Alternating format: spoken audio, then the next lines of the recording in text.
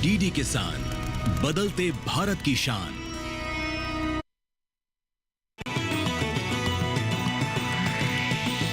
DD किसान, बदलते भारत की शान।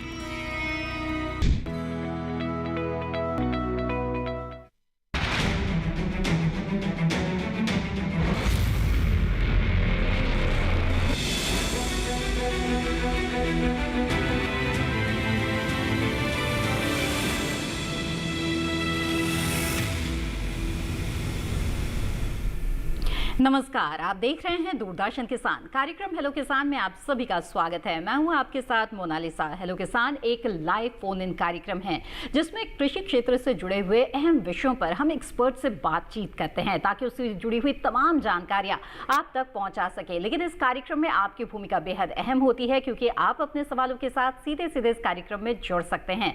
किन माध्यमों के जरिए आप जुड़ सकते हैं इसके बारे में बताएंगे आपको, लेकिन आइए पहले विषय के बारे में जान लेते हैं। हेलो किसान में आज हम जिन दो खास विषयों पर बातचीत करेंगे, आइए उस पर नजर डाल लेते हैं। पहले बात होगी सरसों फसल में कीट व रोग नियंत्रण की, और इसके साथ ही कार्यक्रम के दौरान बात करेंगे बसंतकालीन फूलों की खेती के बारे में। जी हाँ, तो दो रोचक विषय है जिस पर विस्तार से बातचीत करेंगे। इन विषयों के बारे में अतिरिक्त जानकारी हासिल करने के लिए आप हमारे टोल फ्री नंबर पर कॉल कर सकते हैं। नोट कर ले टोल फ्री नंबर 1800-113060, 1800-113061। ध्यान रखें कि फोन लाइन के जरिए बातचीत के दौरान टीवी की आवाज बंद रखें, इससे बातचीत में रुकावट आती है। आगे बढ़ते हैं और बता देते हैं आपको हमारा व्हाट्सएप नंबर जिस पर आप सवाल भेज सकते हैं। नंबर है 880200520717। माफ कीजिएगा, एक बार फिर से मैं दोहरा दूं, 8800520717। व्हाट्सएप पर सवाल भेजने के अलावा ईमेल के माध्यम से भी आप अपना सवाल हम तक पहुंचा सकते हैं। ईमेल आईडी नोट कर लीजिए। ईमेल आईडी है hellokisan2015@gmail.com। ईमेल या व्हाट्सएप के जरिए सवाल भेजने के साथ साथ अपना नाम और स्थान भी जरूर लिखें। और हमारे सवालों के जवाब के लिए दो बेहद ही खास मेहमान इस वक्त स्टूडियो में हमारे साथ मौजूद है। आइए आपका परिचय करा देते हैं। हमारे साथ है डॉक्टर कपिला शेखावत, आप प्रधान वैज्ञानिक है शस्य विज्ञान संभाग, भारतीय कृषि अनुसंधान संस्थान पूसा से। बहुत बहुत स्वागत है आपका।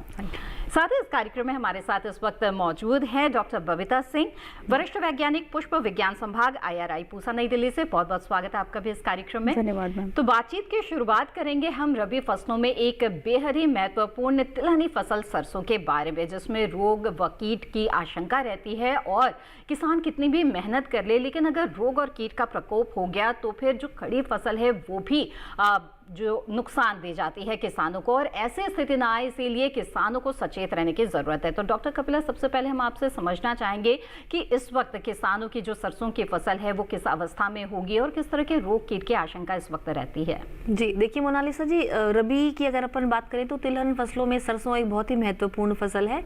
बहुत अधिक क्षेत्र में हमारे देश में उगाई जाती है और सबसे अधिक इसका जो एडिबल ऑयल है वो सबका पसंदीदा तेल है।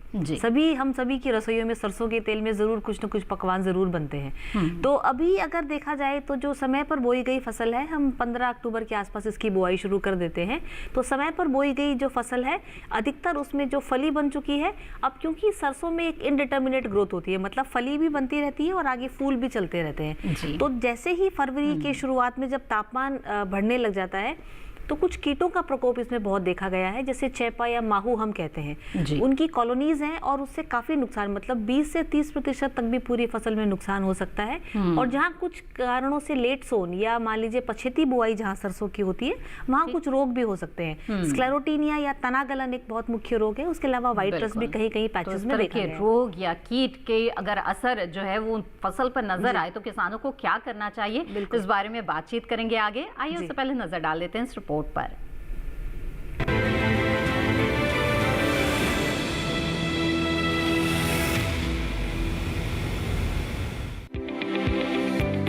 सरसों की खेती देश के उत्तरी और पश्चिमी हिस्सों में प्रमुख रूप से की जाती है और राजस्थान व उत्तर प्रदेश प्रमुख सरसों उत्पादक राज्य हैं। इनके अलावा मध्य प्रदेश, हरियाणा, गुजरात, पश्चिम बंगाल और असम में भी सरसों की खेती की जाती है। सरसों की खेती की खास बात यह है कि यह सिंचित और बारानी दोनों ही अवस्थाओं में उगाई जा सकती है। लेकिन सरसों की अच्छी पैदावार के लिए उसमें कीट और रोग नियंत्रण करना जरूरी होता है। सरसों की फसल में पेंडेड बग कीट का नुकसान 4 से 5 पत्तियों की अवस्था तक ज्यादा रहता है। वैसे कीट और उसमें पौधे के तने और पत्तियों से रस चूसते हैं। इससे पत्ते सफेद हो जाते हैं और बाद में मुरझाकर गिर जाते हैं। इस कीट का प्रकोप होने पर 2% मिथाइल पैराथियान या 5% मेलाथियान 20 से 25 किलो प्रति हेक्टेयर की दर से छिड़काव करें। सरसों की फसल में माहू या चेपा कीट पौधे के तने, फूलों और फलियों से रस चूसता है और फसल को भारी नुकसान पहुंचाता है। जब कीट का प्रकोप औसतन 25 कीट प्रति पौधा हो जाए तो इसमें से किसी एक कीटनाशक जैसे मेलाथियान 50 EC 1250 मिलीलीटर या फॉस्फोमिडॉन 85 WUSC 250 मिलीलीटर या थायोमिडान 25 EC 1000 मिलीलीटर या मोनोक्रोटोफॉस 35 WUSC प्रति हेक्टेयर की दर से 600 से 800 लीटर पानी में घोल बनाकर छिड़काव करें। वहीं सरसों में रोग की बात करें तो सरसों की फसल में झुलसा या सफेद गेरुई रोग पत्तियों की निचली सतह पर सफेद फफूंद की वृद्धि दिखाई देती है। इस रोग से ग्रसित पत्तियों पर हल्के भूरे धब्बे भी दिखाई देते हैं। इस रोग के लक्षण दिखने पर कॉपर ऑक्सीक्लोराइड या जाइनेब 2 ग्राम प्रति लीटर पानी की दर से 500 से 800 लीटर पानी का घोल बनाकर 10 से 12 दिनों के अंतराल पर 2 छिड़काव जरूर करें। ध्यान रखें कि दवा का छिड़काव करने से पहले कृषि विशेषज्ञों की सलाह लेना अच्छा रहता है।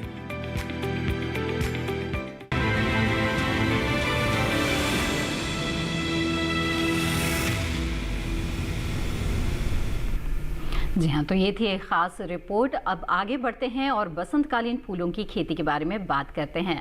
डॉक्टर बबीता, बसंत काल की बात की जाए तो बहुत ही सुंदर ऋतु है ये। प्रकृति हमें बहुत ही अद्भुत सौगातों से नवाजती है। इस समय हम देखते हैं कि रंग बिरंगे फूल हमें नजर आते हैं। तो ऐसे में बताएं कि खेती के लिहाज से अगर बात की जाए तो किसानों के लिए कौन कौन से फूल हैं जिनकी खेती का ये बहुत ही उपयुक्त समय है? देखिए, अभी जो टाइम चल रहा है वो सही में आपने कहा, जो बसंत ऋतु है ये जो पूरा एकदम पीक टाइम होता है जिसमें कि आपके जो फूल हैं, ज़्यादातर जो व्यावसायिक फूल हैं वो अपने पुष्पन के टाइम पे हैं। जैसे कि अगर ग्लैडुलस की बात करें तो वो भी खेत में खिल चुका है। गुलाब की भी अच्छी जो है वो फसल खड़ी है। उसके साथ साथ जो गुलदाउदी है, गुलदाउदी की फसल जो है वो इस टाइम समाप्त होने की कगार पर है। उसके जो हैं हम पौधे तैयार कर सकते हैं इसमें शक्कर से।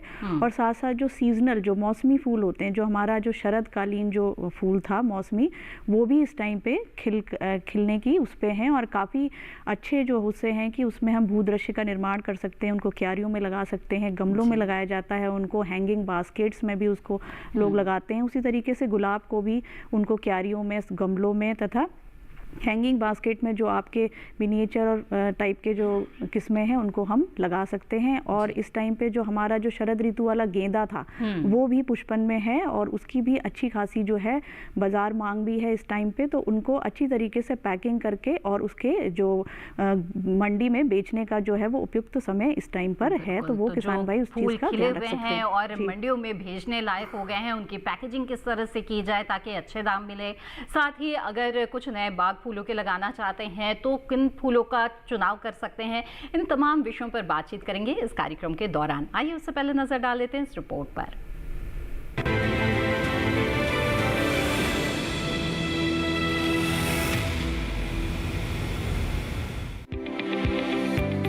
फूलों की मांग साल भर बनी रहती है। ऐसे में फूलों की खेती किसानों के लिए फायदे का सौदा साबित होती है। इस समय जिन किसानों ने फूलों की खेती कर रखी है वह उसमें जरूरी काम करें। ऐसा करने से पैदावार तो अच्छी होगी, साथ ही मुनाफा भी अच्छा मिलेगा।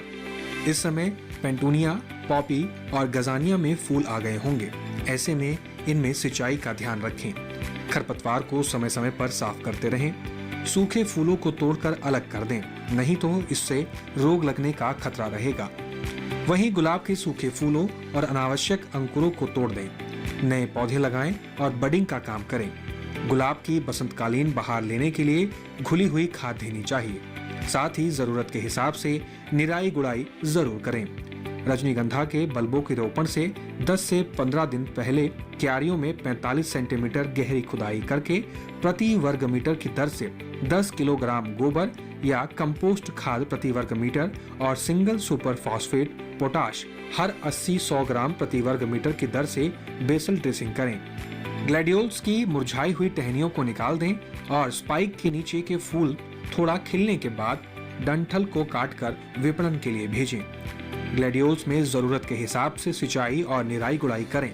गर्मी के फूलों जैसे जीनिया, सनफ्लावर, पोर्चुलाका और कोचिया के बीजों को नर्सरी में बोएं। बसंतकालीन बहार के लिए घुली हुई खाद देनी चाहिए और जरूरत के हिसाब से निराई गुड़ाई और सिंचाई करते रहें।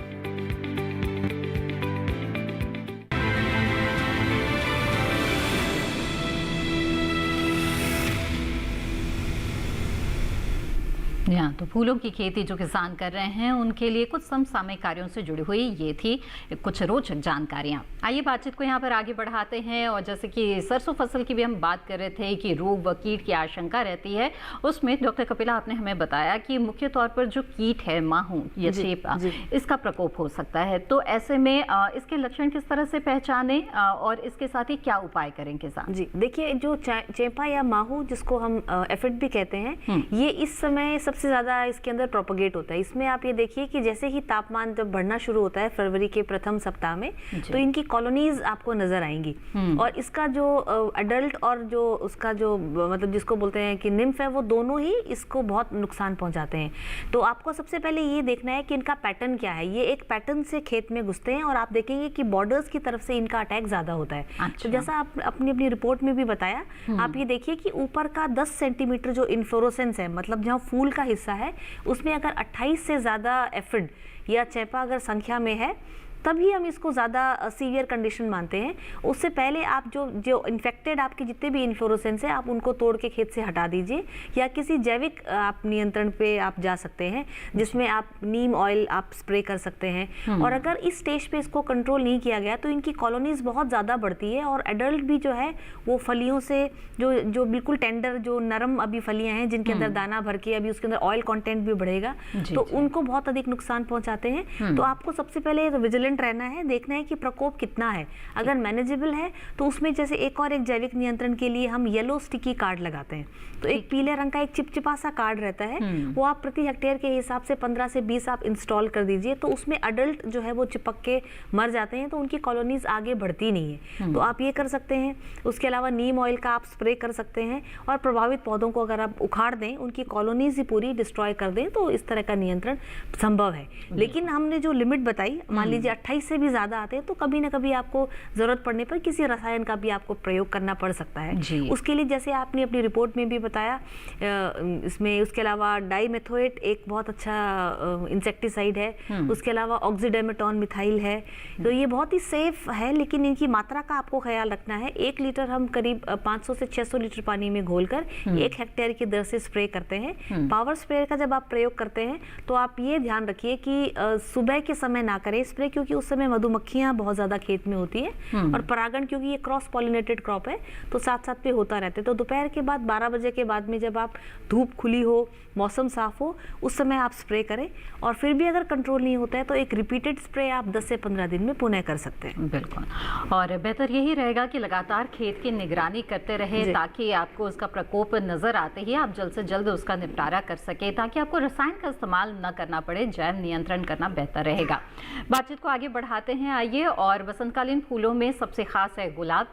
तो यहीं से शुरुआत करते हैं। डॉक्टर बबीता बताएं कि गुलाब की खेती जो किसान करते हैं, उन्हें इस वक्त किस तरह के कृषि कार्य करने हैं? देखिए, ये जो टाइम है वो गुलाब की खेती के लिए सबसे अच्छा टाइम है, अगर उत्तरी भारत की हम बात करते हैं, क्योंकि इस टाइम पे ही हम गुलाब के पौधे तैयार कर सकते हैं। जिन गुलाब में जो पौधे तैयार किए जाते हैं व्यावसायिक तौर पे, वो बडिंग से तैयार किए जाते हैं। तो जो हमारा पहले से तैयार, जिसको कि हम रूट स्टॉक कहते हैं, जो देसी गुलाब पे हम जो अंग्रेजी गुलाब होता है, इंग्लिश गुलाब की कलम चढ़ाकर, कलम चढ़ाना मतलब बडिंग करना।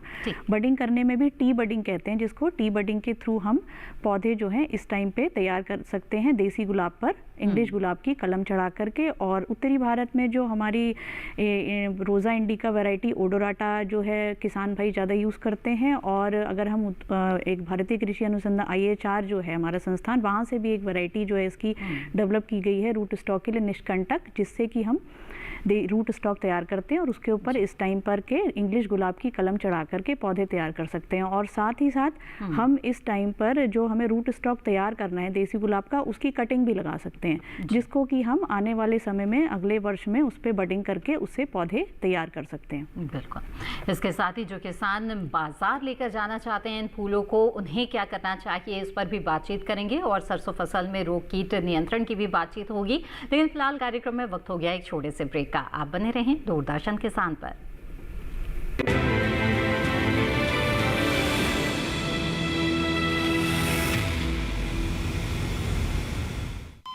अरे सुन तो। मुझे क्या सुनाना चाहते हो? जो सुनाओ मेरी सौतन को। किसको? अरे वही तुम्हारा मोबाइल फोन जिससे सुबह शाम दिन रात चिपके रहते थे और कहते थे किसान कॉल सेंटर से बातें हो रही हैं। अच्छा ये बात है। हाँ क्यों, क्या हुआ? अब बात नहीं होती क्या? अब तो झट से बात हो जाती है। ऐसा क्या? हाँ, अब तो ज्यादा लाइनें और खास तकनीक के कारण खेती के माहिरों से तुरंत बात हो जाती है। और अगर कभी लाइन व्यस्त हो तो अपनी समस्या फोन पर रिकॉर्ड करा दो, वहाँ से फोन आ जाता है और समस्या की हल का मैसेज भी आ जाता है। ये देखो आ गया। अरे वाह, इसका मतलब इंतजार की घड़ी अब खत्म। हाँ। तभी मैं सोचूं कि आजकल मुझ पर इतना प्यार क्यों आ रहा है। कृषि संबंधी समस्याओं का अपनी भाषा में तुरंत हल पाने के लिए पूरे भारत में किसी भी फोन से हेल्पलाइन नंबर पर संपर्क करें। किसानों का दोस्त किसान कॉल सेंटर।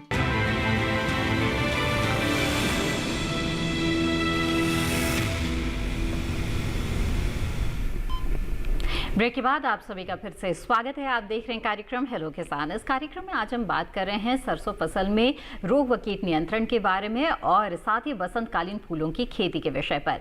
इन विषयों से जुड़े हुए सवाल आप हमारे टोल फ्री नंबर के जरिए कॉल करके पूछ सकते हैं या फिर व्हाट्सएप ईमेल के माध्यम से अपना सवाल भेज भी सकते हैं। एक कॉलर इस वक्त हमारे साथ जुड़ गए हैं, आइए उनसे बात करते हैं। नंदस्वरूप मिश्रा बाराबंकी उत्तर प्रदेश से हमारे साथ फोन लाइन पर है। नंदस्वरूप जी स्वागत है आपका, बताइए क्या जानना चाहते हैं?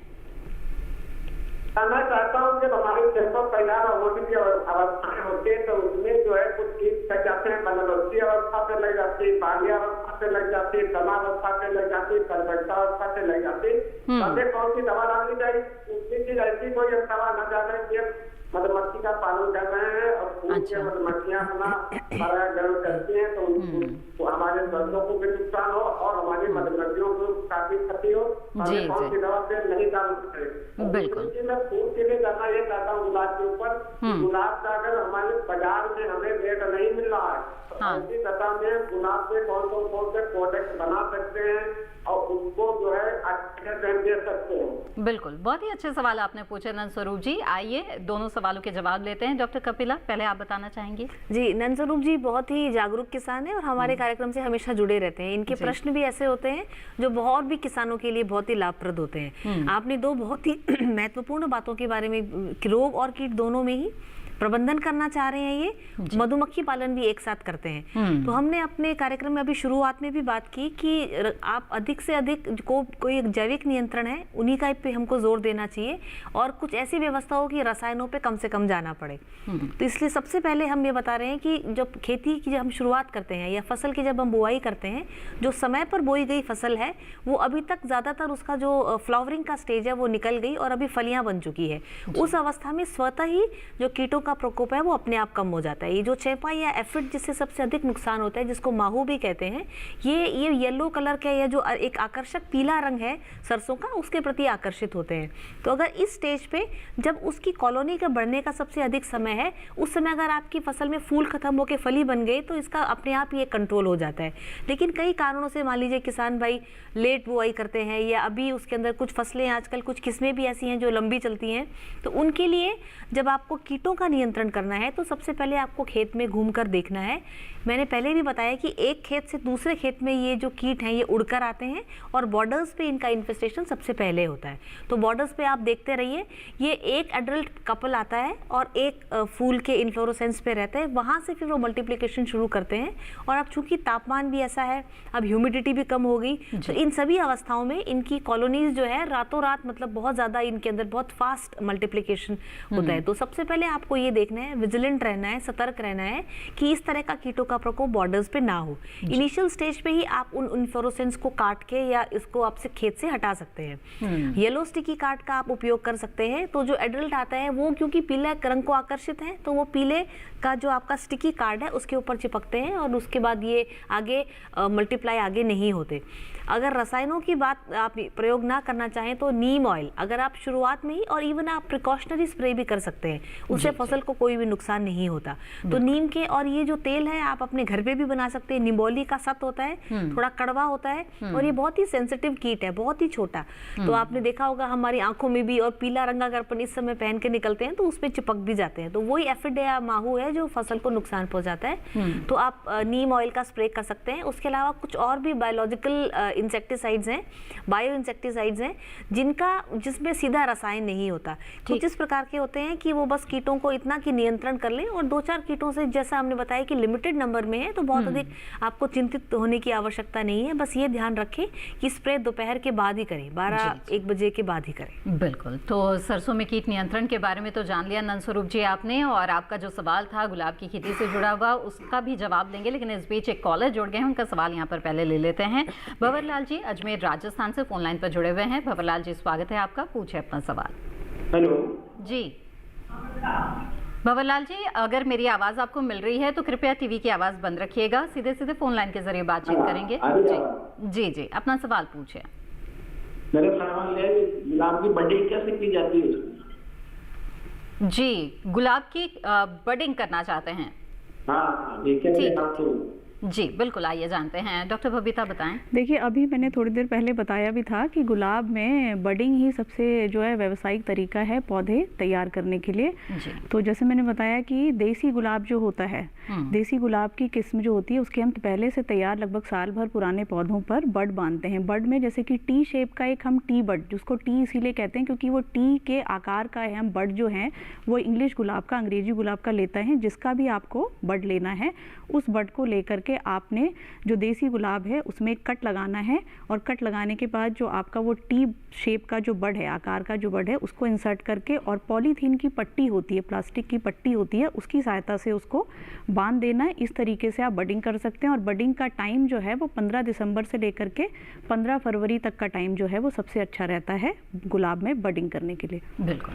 डॉक्टर बबीता, इससे पहले हमारे साथ हमारे कॉलर नंदस्वरूप जी जुड़े थे, वो ये भी जानना चाहते थे कि गुलाब के अगर अच्छे रेट नहीं मिल पा रहे हैं बाजार में तो किस तरह के उत्पाद इससे और बनाए जा सकते हैं ताकि किसानों को नुकसान ना हो बल्कि और भी फायदा हो सके? जी, जैसे कि गुलाब तो वैसे बहुत ही अच्छी हमारे देश की एक व्यावसायिक क्रॉप है, जिसको कि हम खुले फूलों के रूप में भी इस्तेमाल करते हैं और एज ए कर्तित फ्लावर, जिसको कि कट फ्लावर के रूप में भी इस्तेमाल किया जाता है। इसके अलावा इसके बहुत सारे प्रोडक्ट हैं जिनको कि बनाया जाता है, जैसे कि इसका गुलाब जल बना सकते हैं, उसको हम अपने स्टीम डिस्टिलेशन से निकालते हैं। उसके अलावा इससे गुलकंद बनाया जाता है, जिससे कि आप देखते होंगे कि वो एक तरीके का माउथ फ्रेशनर होता है, इससे गुलकंद भी बनता है। साथ ही साथ इसकी पंखुड़ियों को सुखा करके, डिहाइड्रेटेड जो इसकी पेटल्स होती हैं उसको सुखा करके उनका इस्तेमाल मिठाइयाँ बनाने में, और उसके अलावा पेय पदार्थ जो आजकल जो होते हैं ना, सीरप्स होते हैं, उसके लिए भी इस्तेमाल किया जाता है। और कॉस्मेटिक्स में तो आपको पता है कि गुलाब जल का इस्तेमाल, और लिपस्टिक वगैरह बनाने में भी उसका जो कलर होता है, क्योंकि इसमें एक एंथोसाइनिन होता है पिगमेंट, इसका भी इस्तेमाल इसलिए कॉस्मेटिक प्रोडक्ट्स में भी किया जाता है। इससे ऑयल, हर्बल ऑयल भी बनता है जो कि तिल के तेल में हम इसमें निष्कर्षण करके, जिसको कि गुलरोगन कहते हैं, वो भी बनता है। और जो गुलाब के हिप्स हैं, जो गुलाब का जो फूल जब सूख जाता है तो उसके पीछे का जो, जहाँ पर उसका बीज होता है, जिसको हम हिप्स कहते हैं, वो बहुत ही अच्छा एक सोर्स होता है स्कॉर्बिक एसिड का। तो उससे भी बहुत सारे जो हैं आपके मेडिसिनल प्रोडक्ट जो होते हैं वो बनाए जाते हैं। जी जी बिल्कुल। आइए अब आगे बढ़ते हैं। इस बीच हमारे साथ अगले कॉलर जुड़ गए, उनका सवाल भी ले लेते हैं। खुर्शीद अहमद जी हमारे साथ अनंतनाग कश्मीर से जुड़े हुए हैं। खुर्शीद जी स्वागत है आपका, पूछे अपना सवाल। हेलो हेलो खुर्शीद जी, मेरी आवाज मिल रही है क्या आपको? हेलो जी नमस्कार मैम। जी नमस्कार, बताइए क्या जानना जी चाहते मेरा हैं? एक नाम का मस्टर्ड लगाया हुआ है। ठीक है जी मैम, मिल रही है आवाज?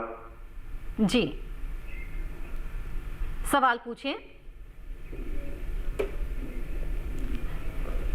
खुर्शीद जी टीवी की आवाज बंद रखिएगा। फर्टिलाइजर लगानी है मैम।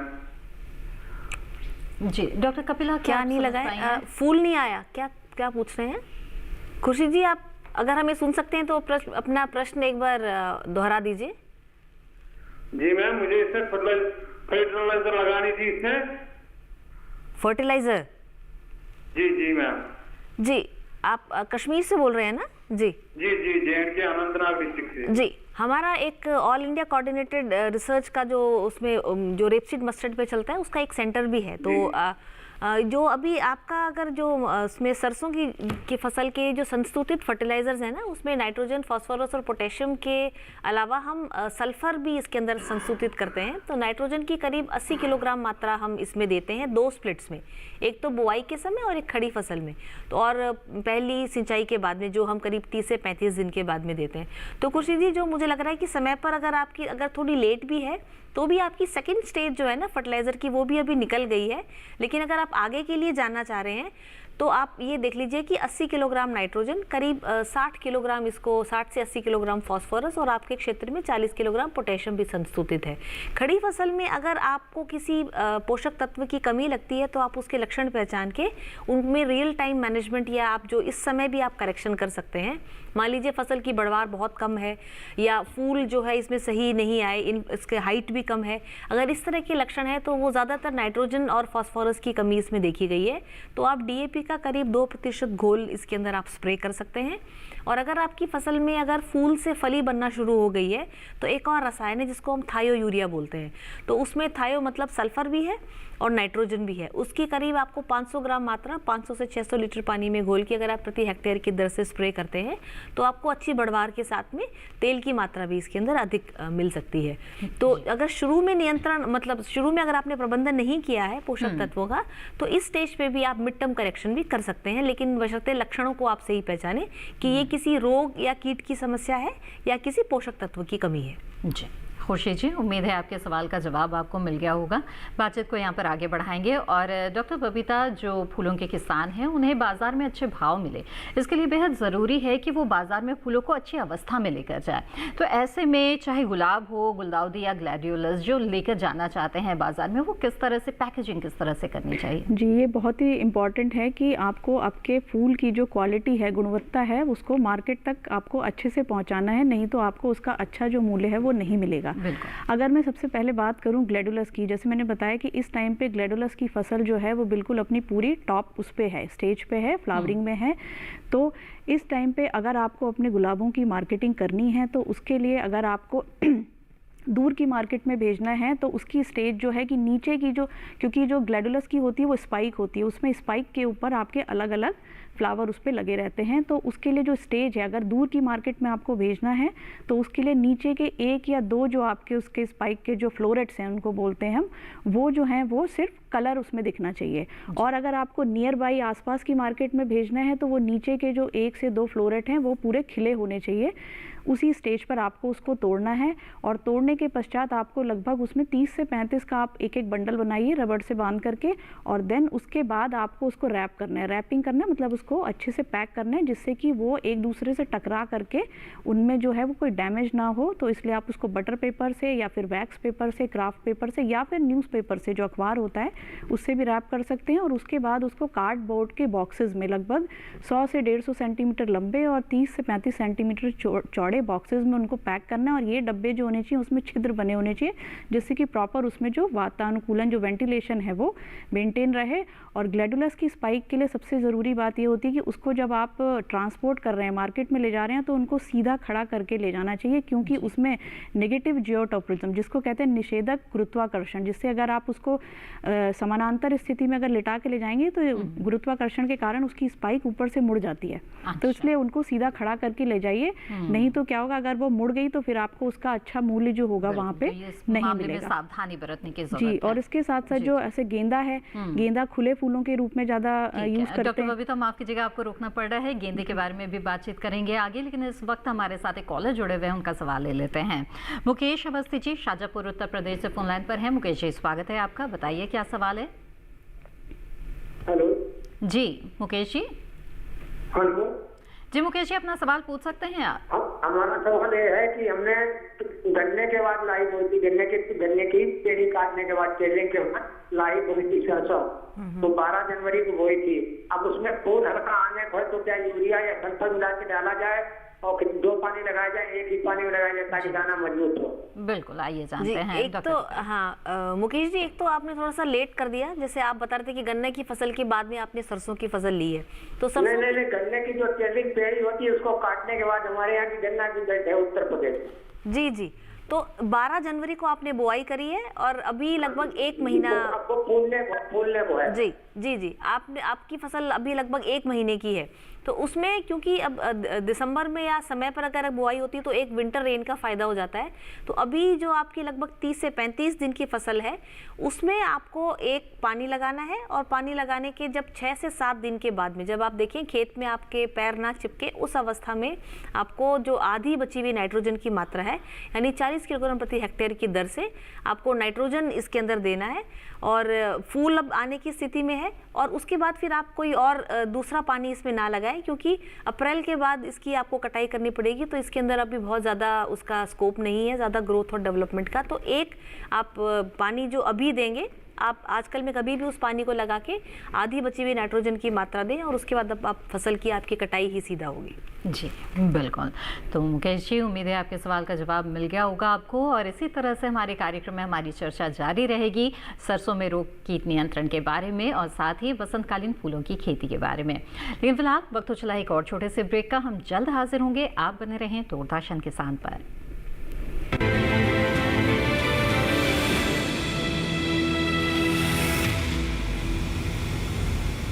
डीडी किसान ने कर ली है तैयारी, यहाँ मिलेगी पशुपालन की हर एक जानकारी। घर आंगन से लेकर व्यवसायिक फार्म तक, मुर्गी पालन से लेकर रेगिस्तान के जहाज तक, बीमारियों से पशुपालक बिल्कुल ना हो परेशान। विशेषज्ञ करेंगे आपकी समस्या का समाधान। देखिए अपना पशु चिकित्सक हर रविवार शाम 6:30 बजे दूरदर्शन किसान पर।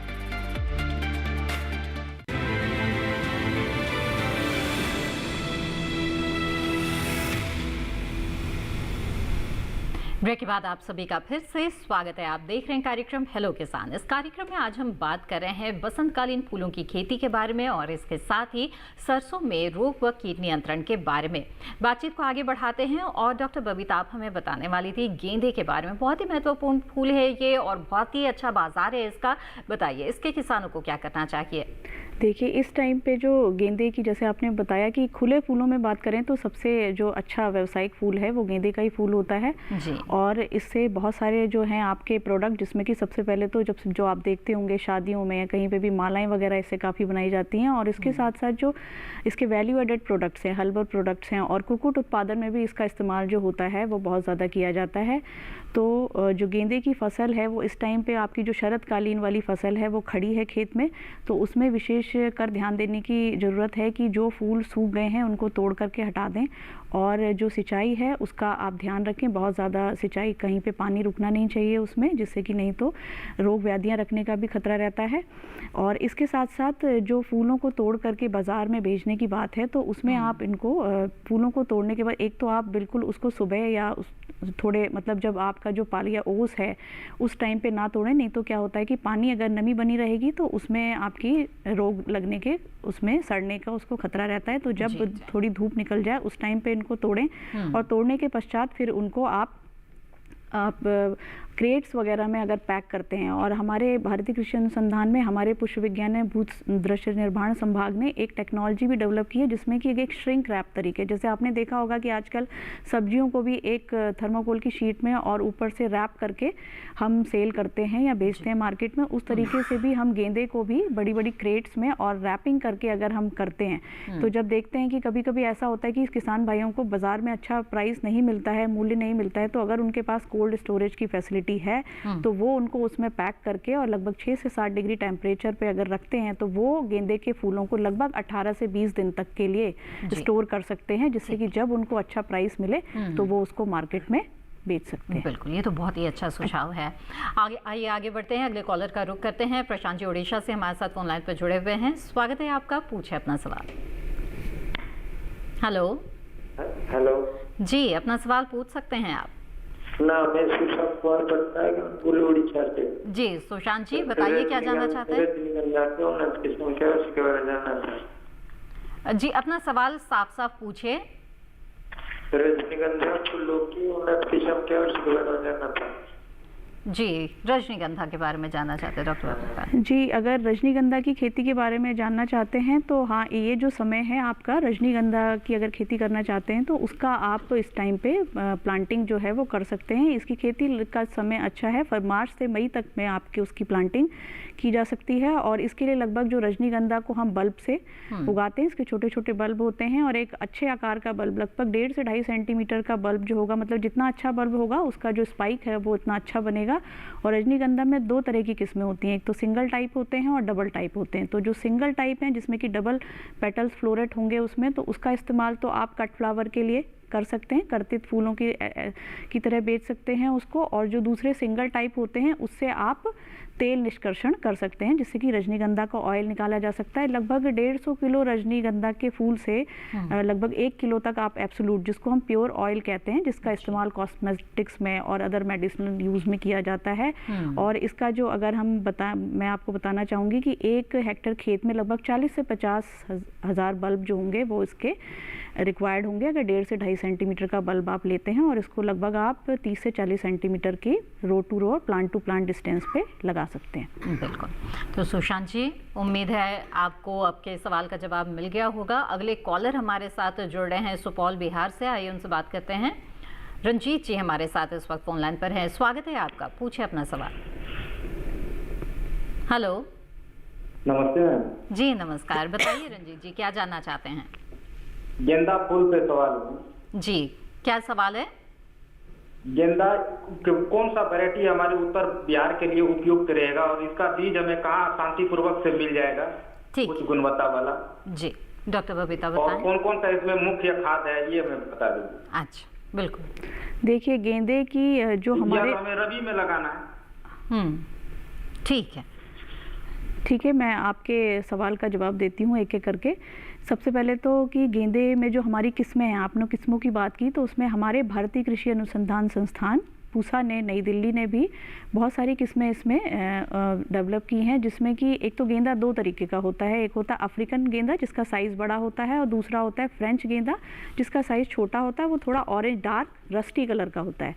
तो जो हमारा अफ्रीकन गेंदा है उसकी हमारे संस्थान ने पूसा नारंगी गेंदा, पूसा बसंती गेंदा और पूसा बहार किस्में डेवलप की हैं। इसके अलावा जो फ्रेंच मैरीगोल्ड है जिसका फूल छोटा होता है, उसमें हमारे संस्थान ने पूसा दीप है, पूसा पर्व है, पूसा उत्सव है और पूसा अर्पिता, ये किस्में जो हैं हमारे संस्थान ने डेवलप की हैं। जो उसकी बात करें कि गेंदा जो होता है वो साल भर तीनों सीज़न में आप लगा सकते हैं। रेनी सीज़न में भी लगा सकते हैं, गर्मी की ऋतु में भी लगा सकते हैं और शरद ऋतु में भी लगा सकते हैं। शरद ऋतु में अगर आपको लगाना है तो वो आपको सितंबर अक्टूबर में इसकी नर्सरी डाल देंगे। अगर आपको गर्मी में लगाना है तो अभी जो ये चल रहा है आपका जनवरी फरवरी के एंड तक आप इसकी नर्सरी डाल सकते हैं। और जो रेनी सीज़न वाला है उसकी नर्सरी आप मई से जून तक में डालेंगे। और इसका जो सीड की दर है वो लगभग 800 से 1000 ग्राम सीड पर हेक्टेयर की दर से आपको डालना होगा। इसकी नर्सरी तैयार करनी होगी और नर्सरी तैयार करने के लिए आपको जो भी आप जहाँ पे भी डालेंगे, बेड तैयार करेंगे, उसको आप फफूंदी नाशक बाविस्टीन से के 0.2% के घोल से उसको उपचारित करें और साथ ही साथ अपने बीज को भी उपचारित कर दें। नहीं तो क्या होता है कि इसमें एक आर्द्र प्रतन, जिसको हम डैम्पिंग ऑफ बीमारी कहते हैं, गलन का रोग लगने लगता है जब नर्सरी तैयार होती। तो अगर आप पहले ही फफूंदी नाशक का उपचार दे देंगे तो उसमें गलन का रोग जो है वो नहीं लगने पाएगा। बिल्कुल। तो रंजीत जी, यहाँ पर विस्तार से आपको जानकारी मिल गई है कि किस तरह की किस्म का चुनाव कर सकते हैं, कब खेती करनी चाहिए और खेती के दौरान किन बातों का ध्यान रखना चाहिए। तो उम्मीद है कि इन जानकारियों का लाभ उठाते हुए आप सफलतापूर्वक गेंदे की खेती करेंगे। आइए आगे बढ़ते हैं, अगला सवाल लेते हैं हमारे दर्शक का जो व्हाट्सएप के जरिए आया है। सवाल भेजा है अजय कुमार सिंह ने बरेली उत्तर प्रदेश से। जानना चाहते हैं कि सरसों में माहू कीट के नियंत्रण के लिए कोई प्रभावी कीटनाशक का नाम तथा प्रति लीटर पानी की मात्रा बताने का कष्ट करें। जी डॉक्टर कपूर। तो कीटनाशक के बारे में जानना चाह रहे हैं। तो जैसा हमने बताया कि कीटनाशकों से पहले किसी न किसी जैविक का आप जरूर प्रयोग करें, कोई जो भी साधन है आपको। उसके अलावा हम सीड ट्रीटमेंट भी कई बार करते हैं, तो उसमें जो आपके जो रसायन है उसकी मात्रा कम लगती है। इमिडाक्लोप्रिड नाम का एक कीटनाशक है, उसकी करीब 8 से 10 मिलीलीटर मात्रा लेकर अगर आप प्रति किलोग्राम बीज की दर से उपचारित करके अगर आप बीज की बुआई करते हैं तो देखा गया है कि कीड़े का प्रकोप कम होता है। खास तौर पे पेंटेड बग जो बताया समस्या वो इसमें नहीं आती। तो एक तो आप ये प्रिकॉशन के लिए ले सकते हैं, लेकिन फिर भी जैसे आपको लगता है कि आसपास के खेतों में नियंत्रण नहीं है और बहुत ज़्यादा अगर मान लीजिए प्रकोप है, तो आपको किसी न किसी रसायन के ऊपर भी जाना पड़ सकता है। तो उसके लिए जो रसायन है, जिसमें एक डाइमेथोएट नाम का एक रसायन है, उसके अलावा ऑक्सीडाइमेथॉन मिथाइल, इन दोनों में से आप किसी रसायन का उपयोग कर सकते हैं। मोनोक्रोटोफॉस एक पुराना काफ़ी कीटनाशक है, उसके डैमेज और सारे कम है, उसका भी आप प्रयोग कर सकते हैं। और इन तीनों की ही करीब 1 लीटर मात्रा आपको 500 से 600 लीटर पानी में घोल बना के प्रति हेक्टेयर की दर से छिड़काव करना होगा। अगर आप नैपसैक स्प्रेयर से जब स्प्रे करते हैं तो ज़्यादा इफेक्टिव कंट्रोल नहीं देखा गया, लेकिन एक पावर स्प्रेयर जो ट्रैक्टर के साथ में एक अटैचमेंट रहता है, उसके लिए आप करते हैं। क्योंकि इस समय सरसों की फसल बहुत बढ़वार पे होती है, काफ़ी बढ़ चुकी होती है और फलियाँ आने की वजह से वो थोड़ी गिर भी जाती है, क्योंकि बहुत हैवी इन्फ्लोरेसेंस, तो उस समय में खेत में घुसना बहुत मुश्किल होता है। तो अगर आप मैनुअल स्प्रे की जगह अगर आप पावर स्प्रेयर का उपयोग करते हैं, तो एक तो आपकी उसकी पानी की मात्रा करीब 250 से 300 लीटर पानी आपके लिए पर्याप्त होगा। उसमें अगर आप 1 लीटर दवा घोल कर अगर आप स्प्रे करते हैं, तो इससे आपका कीड़े का आपका नुकसान कम होगा। एक के बाद अगर आपको फिर भी लगता है कि कंट्रोल ज़्यादा नहीं है, तो आप 2 स्प्रे कर सकते हैं, लेकिन आप 10 से 15 दिन का अंतराल उसमें रखें। 2 से अधिक स्प्रे आप सरसों में ना करें। बिल्कुल। डॉक्टर कपिला, ये तो कीट नियंत्रण की बात हो गई। अब आपसे ये जानना चाहेंगे कि सरसों में जो प्रमुख बीमारी है वो क्या हो सकती है? देखिए, रोग जो है सरसों के 3 प्रमुख रोग हैं, जैसे हम आपने रिपोर्ट में भी दिखाया था। एक तो सफ़ेद रतुआ या जिसको हम व्हाइट रस्ट कहते हैं, उसके अलावा एक ऑल्टरनेरिया बीमारी है, और एक तीसरा जो सबसे अधिक जिससे नुकसान होता है और खासतौर पर सिंचित क्षेत्रों में इरिगेटेड एरिया जितना भी है, उसमें स्क्लेरोटीनिया या तना गलन एक मुख्य समस्या है। उसमें क्या होता है, एक तो ये इसके जो oocytes हैं वो मिट्टी में रहते हैं, तो अगले साल जब तक आपकी सरसों की फसल होगी तब तक फिर इसका जो प्रकोप है, और एक फफूंद नाशक जो होता है, फफूंद जनित बीमारी है ये, उसके लिए आप सीड ट्रीटमेंट करें। अगर आप किसी रसायन पर नहीं जाना चाहते तो एक ट्राइकोडर्मा नाम का वो भी एक फफूंद है, तो ये फफूंद ही उस फफूंद को खाती है। तो करीब 10 से 12 ग्राम ट्राइकोडर्मा प्रति किलोग्राम बीज की दर से आप उपचारित करके आप खेत में उसमें बुआई करें। तो आपको प्रिकॉशन रखना है। ज़्यादातर देखा गया है कि प्रिकॉशनरी स्प्रे आप 50 दिन पे अगर आप इसके तना गलन के लिए कर देते हैं, 50 और 70 दिन पे 2 दिन पे आप प्रिकॉशनरी स्प्रे कर दें, तो भी इसके अंदर आपकी ये बीमारी कम लगती है। इस बीमारी के लक्षण आप देखेंगे, जब फसल पकना शुरू होती है तो कुछ पौधे जो हैं एकदम से सूख जाते हैं, बिल्कुल उनमें दाना भी छोटा रह जाता है, और पकते पकते एकदम सफ़ेद हो जाते हैं। आप जड़ निकाल कर देखेंगे, पूरा पौधा निकालेंगे तो तने में ना उड़द के दाने के जैसे काले काले oocytes नज़र आते हैं। तो ये इसके लिए ये सब के अलावा आप क्रॉप रोटेशन करते रहें, यानी अगर पूरे खेत में जहां आपने इस बार सरसों लगाया है वहां आप गेहूं या चना ले सकते हैं। तो इस तरह से अगर आप खेत में फसलों को रोटेट करते रहेंगे तो धीरे धीरे जो सॉइल में इनका जो बिल्डअप होता है ना, ये oocytes का या इनके जितने भी फफूंदनाशक के स्पोर्स हैं, वो धीरे धीरे तो 1 या 2 साल में इस बीमारी का, लेकिन सिंचित क्षेत्रों में पूरे के पूरे खेतों में मतलब 50 से 60% नुकसान इस बीमारी से देखा गया है। तो सही बीमारी का पहचान करके अगर आप सही कंट्रोल समय पे करते हैं तो नुकसान कम होगा। बिल्कुल। तो काफ़ी नुकसान हो सकता है अगर बीमारी जो है उसका प्रकोप हो जाए फसल में, तो ऐसे में उचित समय पर उचित उपाय करना बेहद ही ज़रूरी रहता है। आइए आगे बढ़ते हैं, अगले कॉलर का रुख करते हैं। नमस्कार, स्वागत है आपका, बताइए क्या नाम है? राकेश जी सिरसा हरियाणा से जुड़ रहे हैं हमारे साथ। राकेश जी, स्वागत है आपका, पूछे अपना सवाल। नमस्कार मैडम जी नमस्कार, बताएं। जी, हमारी फसल पकने से पहले सूख जाते हैं पौधे बीच में।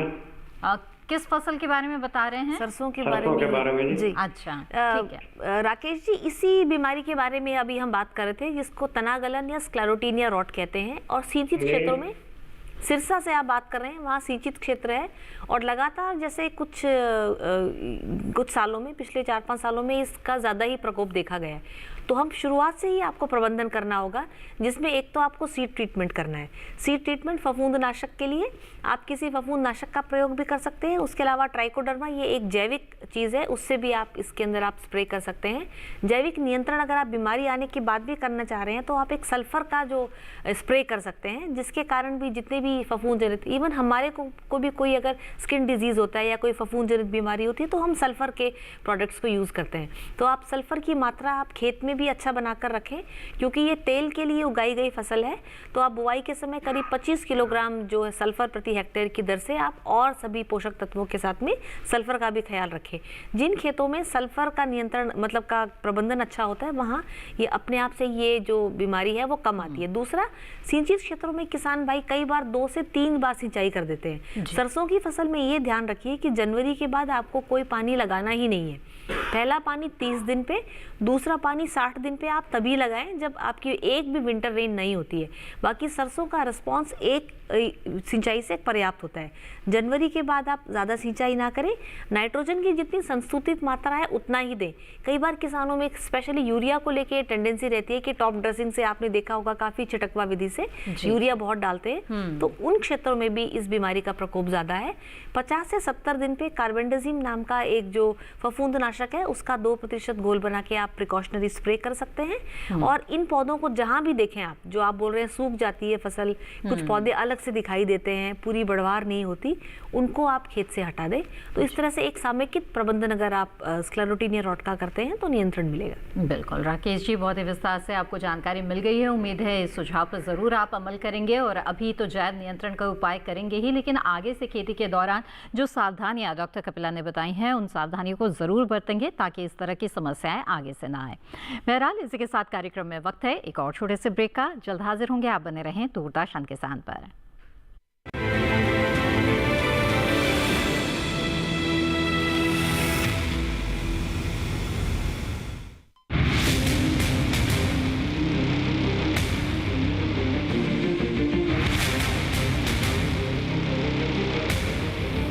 जब तपती है धरती, सूरज उगलता है आग, ठंड में जब सर्दी जमा देती सबके हाल, सब छुप जाते अपने अपने घरों में, तब बाहर निकलता सिर्फ एक इंसान, भरने के लिए हम सबका पेट, खून को पसीने की तरह देता बहा, थक जाता, झुलस जाता, हो जाता बीमार, तब उसकी सेहत का ध्यान रखता सिर्फ डीडी किसान।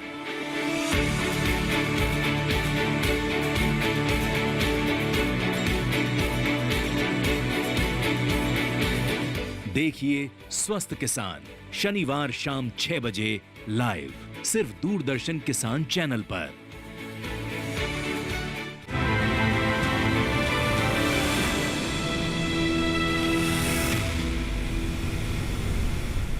ब्रेक के बाद आप सभी का फिर से स्वागत है। आप देख रहे हैं कार्यक्रम हेलो किसान। बात कर रहे हैं आज हम सरसों में रोग व कीट प्रबंधन की और इसके साथ ही बसंतकालीन फूलों के बारे में।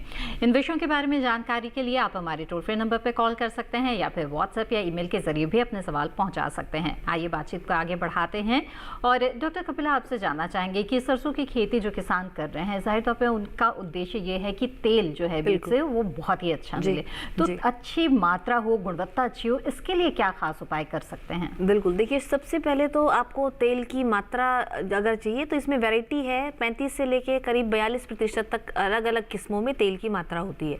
क्योंकि इसको तिलहन फसल है, तेल के उद्देश्य से उगाई जाती है, तो आप एक अच्छी किस्म का चुनाव करें। पूसा संस्थान से बहुत सारी वैरायटीज़ निकली है। पूसा मस्टर्ड की पूरी सीरीज़ है 25, 26, 27, जिसमें कुछ अर्ली सोन भी है जो समय से पहले बुआई करते हैं।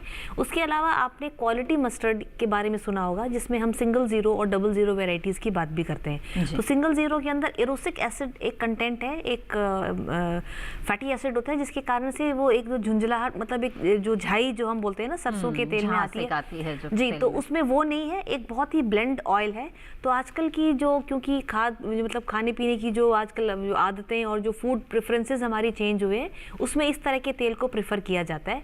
तो इसकी मार्केट में डिमांड भी ज़्यादा है, इसका प्राइस भी अच्छा मिलता है और एक वो नहीं होता। दूसरा, जो हम जब डबल जीरो वैरायटी कहते हैं तो उसमें एक ग्लूकोसिनोलेट कंटेंट होता है जो उसके ऑयल केक में मिलता है।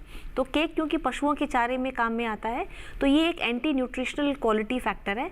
ये दोनों को अगर आपने कंट्रोल कर लिया तो उनको हम डबल जीरो वैरायटीज़ कहते हैं, जिसमें पीएम जो पूसा मस्टर्ड 31 है, जिसको हम करिश्मा भी कहते हैं, ये एक अच्छी किस्म है। इसका आप चुनाव करें। इन सभी में तेल की मात्रा 40 से 42% तक है। लेकिन जो जेनेटिक पोटेंशियल के अलावा आपका मैनेजमेंट या प्रबंधन, एग्रोनॉमिक मैनेजमेंट अगर आप अच्छा करते हैं तो आप तेल की मात्रा ले सकते हैं। पोषक तत्वों की आप उपलब्धता कराइए और मृदा की जांच के आधार पर कराइए। नाइट्रोजन, फास्फोरस, पोटेशियम, सल्फर, उसके अलावा जितने भी माइक्रोन्यूट्रिएंट्स हैं, जिंक की कमी आजकल ज़्यादातर क्षेत्रों में देखी गई है, उसके अलावा आयरन और एक बोरोन, ये सभी बहुत ही क्रूशियल एलिमेंट है। उसके अलावा तेल की मात्रा के साथ में सल्फर बहुत ही महत्वपूर्ण है, तो इसका आप शुरू से ही प्रबंधन करें। और जो इनका अगर आप बैलेंस्ड न्यूट्रिशन अगर आप प्रोवाइड कराते हैं और अच्छी किस्म का चुनाव करते हैं तो तेल की मात्रा अधिक होगी। एक बात हमने शुरू में की थी कि जब फूल से फली बनने लगती है और उसमें तेल की मात्रा जब है बढ़ना शुरू होती है, उस समय आप एक थायो यूरिया का स्प्रे कर सकते हैं, जिसमें डायरेक्ट सल्फर आपको प्लांट्स को और जो आपके जो तेल जो संग्रहित कर रहे होते हैं उन बीजों को मिलता है, तो इससे भी आप तेल की मात्रा जो है बढ़ा सकते हैं। जी जी बिल्कुल, तो ये तमाम उपाय किसान कर सकते हैं तेल की अच्छी मात्रा प्राप्त करने के लिए। आगे बढ़ते हैं, अगले कॉलर का रुख करते हैं। नागौर राजस्थान से इस वक्त हमारे साथ फोन लाइन पर जुड़ रहे हैं महेश जी, स्वागत है आपका, पूछे अपना सवाल। टीवी की आवाज़ बंद कर दीजिएगा महेश जी। हेलो जी, मेरी आवाज़ मिल रही है तो टीवी की आवाज़ बंद कर दीजिए, रुकावट आएगी बातचीत में, अपना सवाल पूछ सकते हैं। सरसों कमाई में जी, सरसों की जी सरसों की फसल ली है आपने?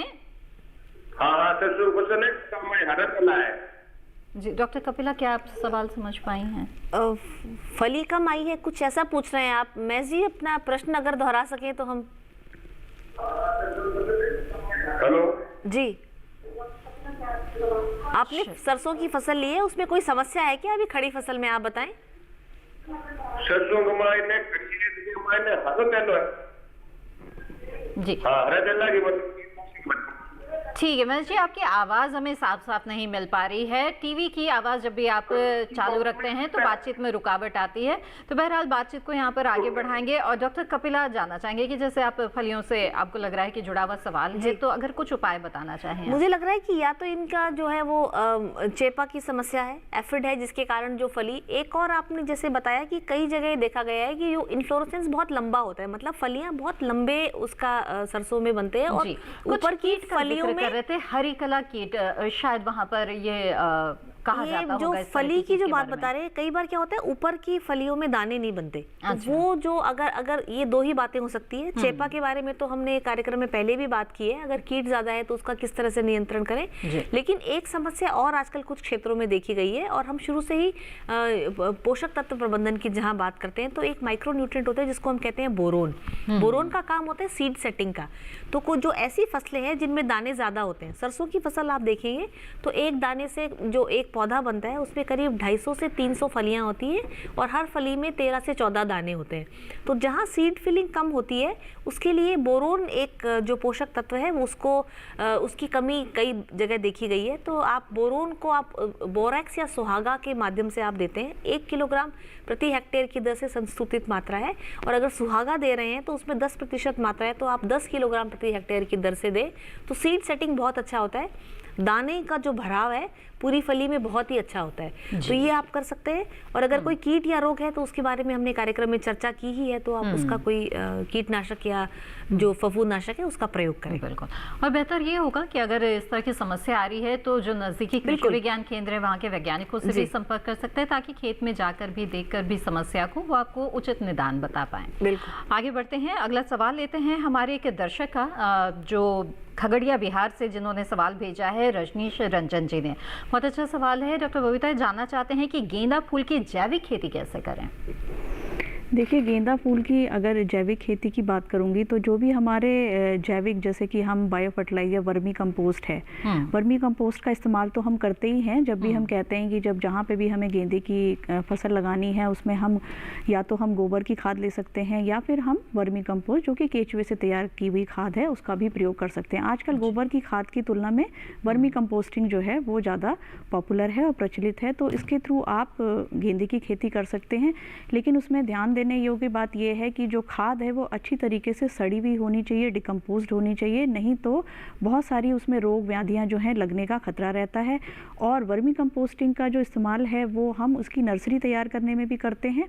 तो उस टाइम पे भी जैसे मैंने पहले भी बताया था कि एक तो खाद जो है वो अच्छी से सड़ी और मतलब डिकम्पोज्ड होनी चाहिए, और दूसरा जो बीज है आप उसको उपचारित करके डालें, और उपचारित करने के लिए आप बाविस्टीन या कैप्टान का इस्तेमाल कर सकते हैं। साथ ही साथ आपने मृदा को तो और जो आपने कंपोस्ट है उसको तो उपचारित करना ही है, जो आप बीज इस्तेमाल कर रहे हैं उसको भी आपको उपचारित करके ही इस्तेमाल करना चाहिए। जी जी बिल्कुल। और आइए आगे बढ़ते हैं। डॉक्टर कपिला, आपसे जानना चाहेंगे संक्षेप में सरसों के जो किसान हैं अच्छी फसल लेने के लिए चलते चलते क्या सुझाव आप उन्हें देना चाहेंगे? देखिए, सभी जो आपने प्रबंधन की बात की है, चाहे वो सिंचाई प्रबंधन हो, खरपतवार प्रबंधन हो, इन सभी का ध्यान रखना है। लेकिन अभी जो स्थिति है उसमें आपको सबसे पहले ये समझना है कि अब इसमें कोई कीड़ा और बीमारी ना हो, उससे बचा के आपको उसको कटाई के जो सही अवस्था है उसको पहचानना बहुत ज़रूरी है। अगर आप जल्दी कटाई कर लेते हैं तो उसके अंदर नमी की मात्रा बहुत ज़्यादा होती है और बाद में उसको आपका फफूंद भी लग जाती है उसमें फसल में। और अगर आप कटाई में लेट करते हैं तो शटरिंग यानी कि फलियां जो है खेत में ही अधिक तापमान के कारण खुल जाती है और आपका नुकसान होता है। तो सही अवस्था पहचाने। 70% फलियां जब गोल्डन ब्राउन इस तरह की होने लगी वो आपकी कटाई का सही समय है। काटने के बाद कम से कम 7-8 दिन आप खेत के अंदर ही उसको फसल को सुखाएं।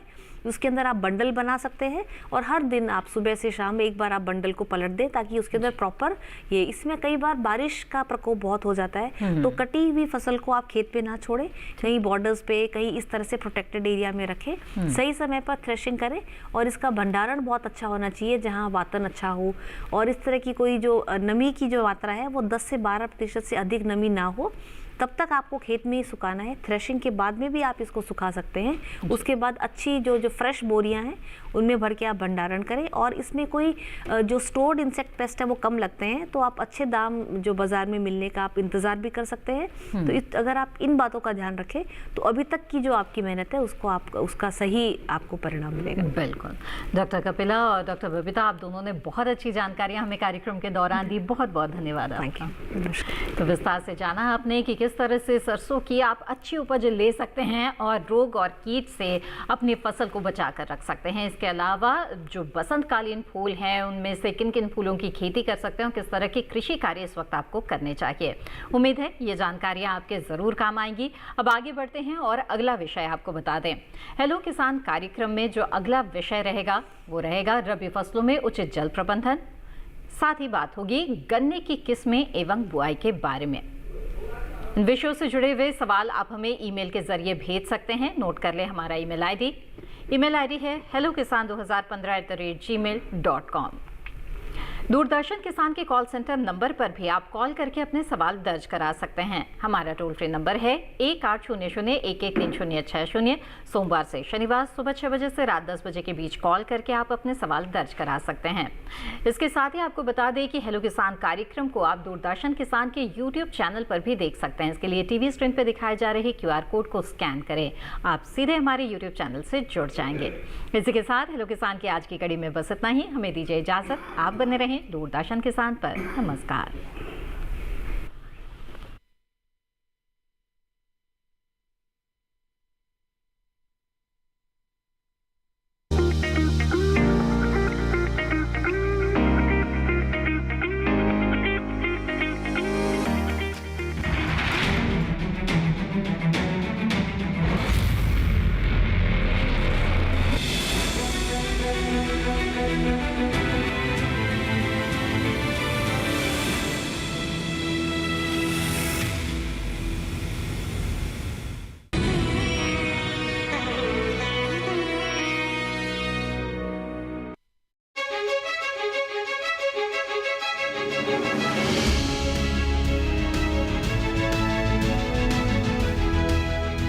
प्रदेश को आपने कहा कि चारों हिस्सों से हमने जोड़ दिया है, महिलाओं को कितने हिस्सों से जोड़ा आपने? महिलाएं धीरे धीरे आत्मनिर्भर हो रही हैं, उनके अंदर एक विश्वास पैदा हुआ है, आत्मबल पैदा हुआ है और महिलाएं अब कंधे से कंधा मिलाकर समाज के हर हिस्से में आगे बढ़ने का काम कर रही हैं। आने वाले समय का क्या रोडमैप है प्रयागराज को लेकर? हमारी सोच है कि किसान आधुनिक खेती की तरफ आगे बढ़े। देखिए खास मुलाकात लोकसभा के सदस्य प्रवीण पटेल जी के साथ 16 फरवरी रविवार शाम 7 बजे सिर्फ दूरदर्शन किसान पर। अतिरिक्त मुनाफा, भरपूर पैदावार और समृद्ध कृषि प्रणाली, क्या ये एक सपना है? अथाह परिश्रम, निरंतर गतिशीलता और अटूट धैर्य, क्या ये सच है? खेतों में लहराते तरह तरह के फल और सूखे मेवे एक मिसाल हैं इस परिश्रम और गतिशीलता के। गुजरात की इस महिला किसान ने ऑर्गेनिक फार्मिंग यानी जैविक खेती को आज ऐसे स्तर पर पहुंचाया है जो एक सपना सा लगता है। खुली आंखों से देखे हर सपने को इन्होंने हकीकत में बदल दिया। आज ऑर्गेनिक खेती का हर सपना जिनकी पहुंच से परे नहीं, सपनों को हकीकत में बदलने की इस अद्भुत उड़ान के गवाह बनते हैं। मिलते हैं दीप्ति जानी से। देखिए भारत की फार्म लेडी रविवार 16 फरवरी रात 8 बजे डीडी किसान पर।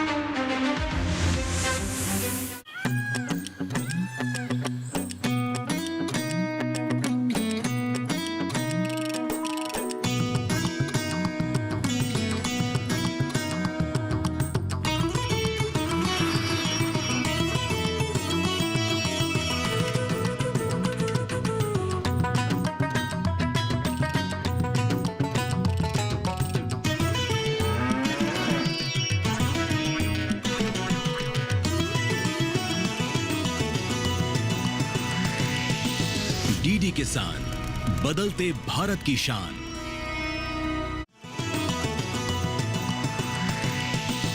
डीडी किसान, बदलते भारत की शान।